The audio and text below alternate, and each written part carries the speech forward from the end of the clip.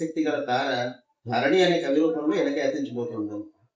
అప్పటికి నేను హాఫ్ నిక్కరు half knowledge గాడిని. నాకు మంచి చెడు ఆ మాటకొస్తే మంచి కన్నా చెడే ఎక్కువ తెలిసాక, అంటే యవ్వనంలోకి ప్రవేశించాక ఇతగాడు దొరబాబులా కనపడ్డాడు. సీతను చూసి జావలా జారిపోతూ ముక్కు మీదకి జారిపోతున్న కళ్ళజోడు మించి కోపంగా చూసే దొరబాబు. సీతతో అంత బిజీ కాదు అన్న డైలాగు అన్న ప్రతిసారి థియేటర్లో నవ్వేవాడు. రచయితలకేం కొదవలండి, బోల్డ్ మంది ఉండేవారు. కానీ హాస్యం పండించాలని కంకణం కట్టుకుని తద్వారా మనందరినీ ఆకట్టుకున్న ఇతగాడి కళానికి గులాంలు అయిపోయారు అందరూ.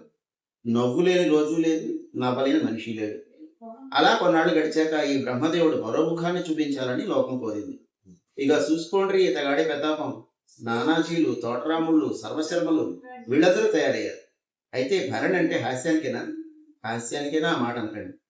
కరుడు గట్టిన కషాయగాన్ని నడిపించారు. కరుణ రసాన కరకు గుండెల్ని కలిగించారు. ఇక మూడో ముఖాన సాక్షాత్తు ఆ పరమశివుడి లీలా విశేషాన్ని అవలీలగా దర్శింపజేశారు. నచ్చిన పని చేయడానికి తనపై మమకారం ఉండాలి. అప్పుడే ఆ పనిలో తపన, నిజాయితీ, కష్టం, ఇష్టం ఎదుటివాడికి గోచరిస్తాయి. మిథునాన్ని చదివిన వాళ్ళు ఇది కథ అని చెప్పలేరు.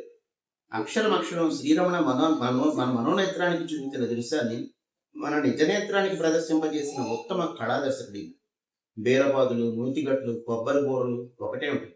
ఆయన మాటల్లోనే చెప్పాలంటే ఎంతో శ్రద్ధగా పద్ధతిగా చేశారు ఆ చిత్రాన్ని. ఈ నాలుగో ముఖాన్ని చాటేసేలా చేసింది మనమే.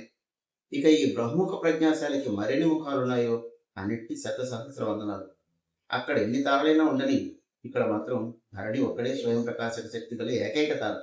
అందుకే నన్ను ఎప్పుడు అడిగినా నక్షత్రాల పేర్లు అశ్విని భరణి అని ఆగిపోతాను. వెంటనే ఆయన గుర్తొచ్చింది.